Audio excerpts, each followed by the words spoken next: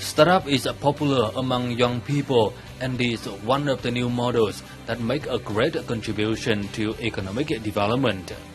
On the current Industry 4.0 platform, many young people are brave, independent for their own development.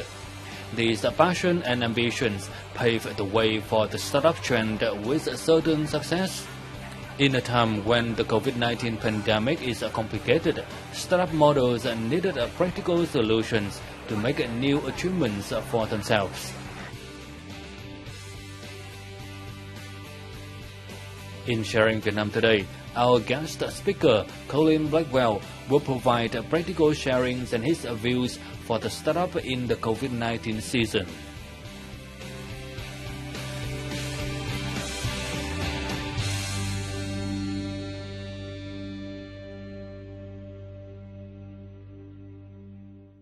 Ladies and gentlemen, welcome to Sharing Vietnam on VTC10 Network channel. And today we're going to have a conversation with Mr. Colin Blackwell about his perspective of startup competition in this COVID pandemic. So hello, Mr. Colin Blackwell, and welcome to the show. Hi, and welcome to the show. Thank you. My first question is, what can a startup do to keep running during the COVID-19 instead of cutting operating costs? I think the trick is to have low operating costs in the first place. So depending on the sector you're in, but ideally you'd want a low investment business model. So rather than try and reinvent the wheel or take all the costs on yourself, that you would use ecosystems, you would partner with other companies. So your general financial health going into this is also going to be reflected in how well you can handle a crisis. And how has your investment strategy changed to help your businesses survive this pandemic? Yeah, so the pandemic changes everything. So you may have had a very valid business before, but there's a new context, there's a new reality. So you have to look at, and it's not possible all the time, but is there a relevance of your solution to the pandemic? Or can you phrase it in a different way? Or how do you adjust for it? You know, so there was a friend of mine who was also doing a startup around disabled people, and they were doing prosthetic limbs, mechanical prosthetic limbs for amputees, which meant that they had 3D printing equipment, they had an engineering team, and of course they continue doing that, but they switched some of their resources over to how to make special medical equipment. So again, it's just adjusting to the situation. There is still the same amount of attention for people out there who want to do good, but you just have to reframe it into the new context. In your opinions, how has this global pandemic impacted to the worldwide startup?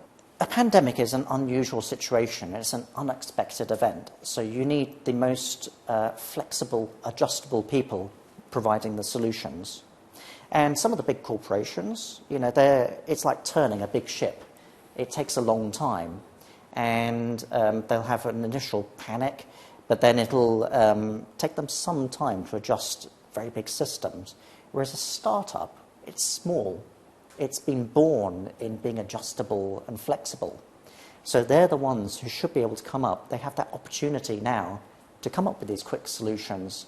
And even if it's just continuing their previous business, they have much more flexibility in working from home or something like that. So this really can be the time for startups. Innovation is needed out there at the moment, and startups are the people famous for it. After the pandemic, the work will be restructured and developed in a very different way. So can you predict what kind of startup model will have the potential growth in this decade?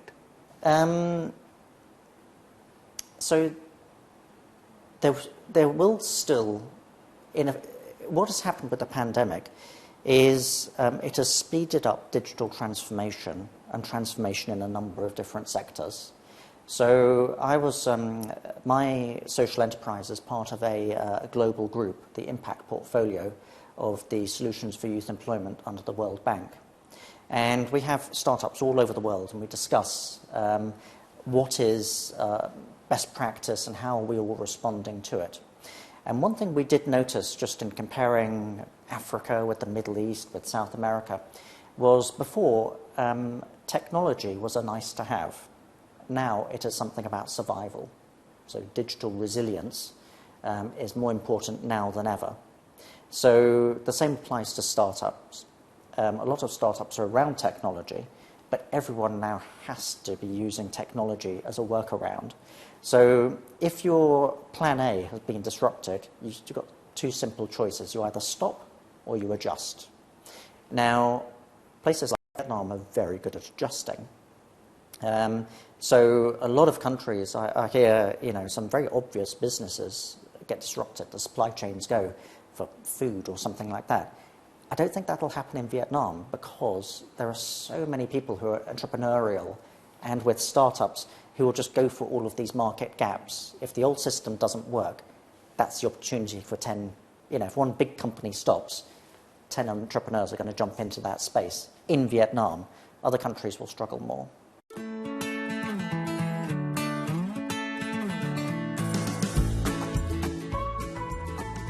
The startup trend of young people is now in a booming period as more and more startup models are born. Over the years in Vietnam, startup contents are constantly developing and is increasingly popular, playing an important role, and we should mention the contest Hunt Prize C. The Hunt Prize C serves as a bridge between young people and new ideas, bringing creativity closer to success. With bias, Leonard has never been more sustainable. Although the COVID-19 pandemic poses many difficulties and challenges to many Vietnamese businesses, especially startups, this will also be a good opportunity for startups to prove their own creative capacity, ability to cope with difficulties, challenges to survive in a complex situation of COVID-19 as today. The team that gets to represent Vietnam at the global stage for the Boston Accelerator is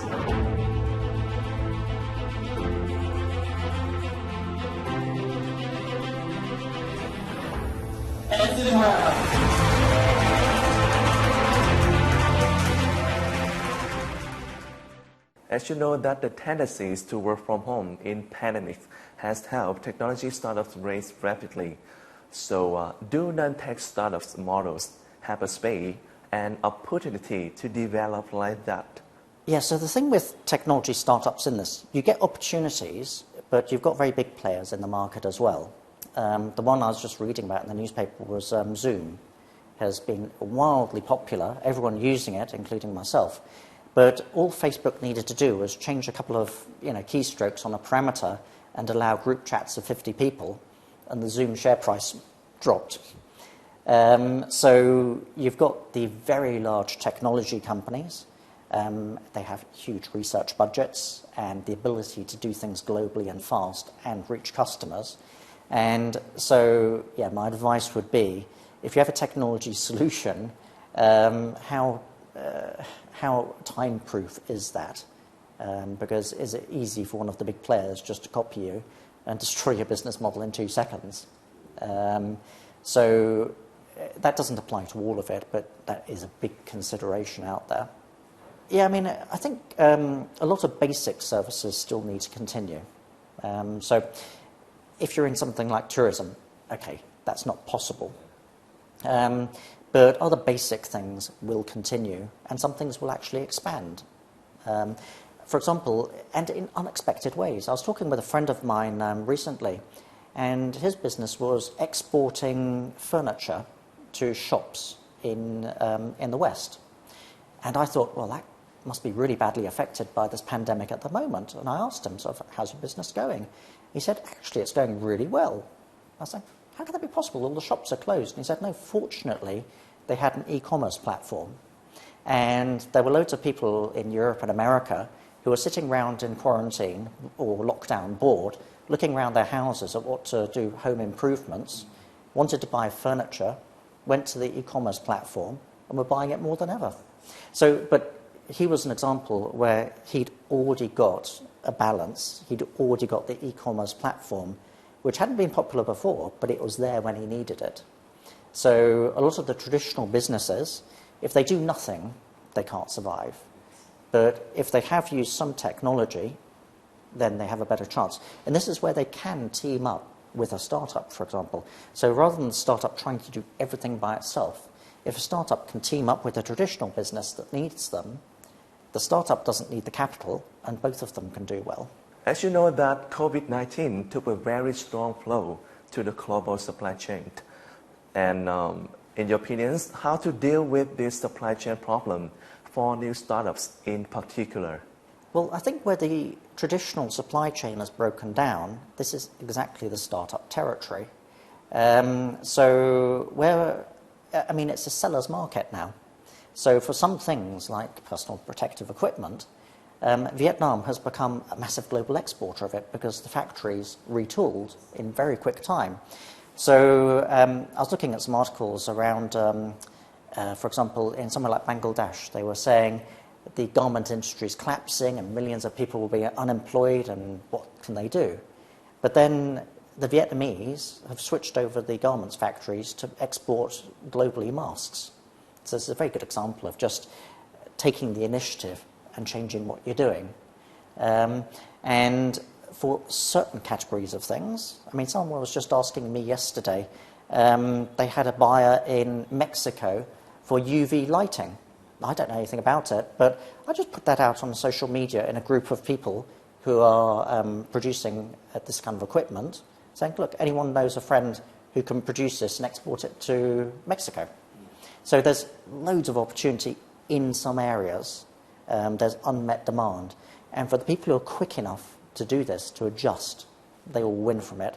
And of course, startup owners are exactly those kind of people. They're looking for opportunities. They're the ideas people. So how should entrepreneurs set up a capital raising plan to be successful when the situation is so difficult? Well, capital raising, that's going to be a funny one at the moment because so much attention, if there was a social cause previously, yes, it's still important, but something else has become more important and temporarily the attention has been switched. So can you put your capital raising narrative more about how it affects the pandemic? That's number one. There is still money out there. So you hear about all of the government plans, for example, to increase lending. So have a look at the new landscape of capital raising, how the banks are giving out more loans, for example, but through different mechanisms. It will be more difficult, I suspect, overall to raise capital, but there is money out there, and there's very easy money if it's relevant to the pandemic.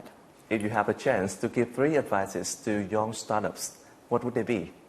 Okay, so number one advice, the world has changed, and see how you're relevant in the new context. If you can change your narrative to include COVID, all the better. Number 2, when you're using technology, don't start with the technology and try and fit your business model to it. Look at the human behaviors, look at your business model, and find the right technology solution to that. The next one is obviously look where your business sector fits in the whole thing. Some will do better than others. And if your sector is in something that is completely no hope at the moment, that is definitely shut down by law, then talk within the startup community, and there could be someone who's short-staffed or doesn't have enough time to take a great opportunity on. So move sideways into where the business is. Thank you very much for your sharing and your advices. Certainly, thank you. Thank you for watching and see you next time.